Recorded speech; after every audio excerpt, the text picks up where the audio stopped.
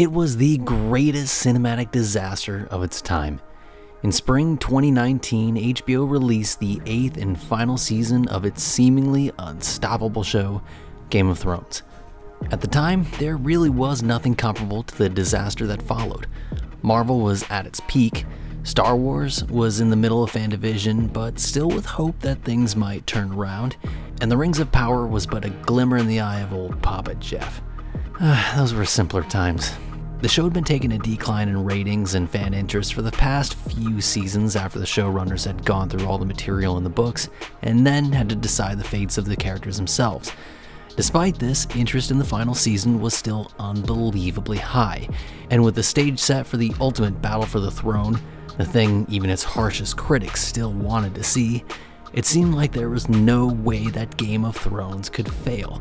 At the time, there was nothing quite like the backlash against this abysmal final season, uniting fans in their total disdain for the show.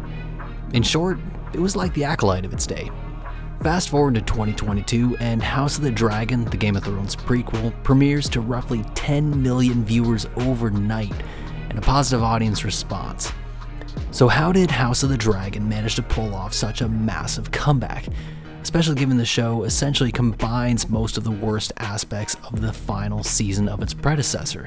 Small amount of source material, overly gratuitous gore and sex, and dreary, lifeless visuals. It all comes down to the marketing, which made use of a very simple idea. Elevate one thing by pitting it against something worse. House of the Dragon premiered alongside Amazon's Rings of Power, allowing the all-too-easy comparisons to be made. One fantasy show versus another, and while it almost sounds like a joke, it undoubtedly worked. Can I help you? Yeah, some company hired me to stand next to you all day so you look better by comparison. Competing fantasy shows against each other was a brilliant move, working massively in HBO's favor. But what's interesting is this seemingly wasn't part of the original marketing plan at all, or if it was never really talked about.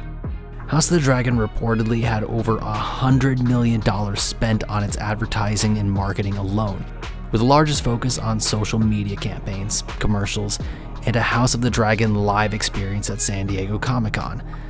Despite all of the money that went into the social media campaigns and fan engagement, audiences' trust is not quite that easily regained, especially when deviations from the source material are made, and House of the Dragon stumbled upon another angle to win back its fans with its competition against Rings of Power.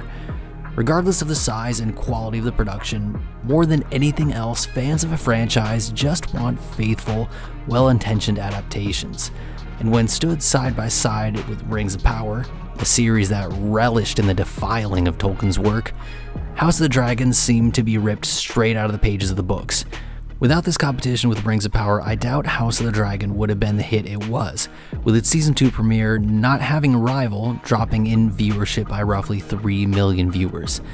Now 7 million viewers for a premiere is still a sizable audience, and if you're a fan of the show, great. I don't want to take that away from you, but I don't think that time will be kind to this show. It doesn't seem to have the same staying power as its predecessor, unable to really create cultural moments like Game of Thrones had done. It has yet to have its Red Wedding moment, and maybe that will happen, but without the sort of common enemy in Rings of Power, it's unlikely House of the Dragon will fly as high as during its first season. And I placed my heir upon the Iron Throne.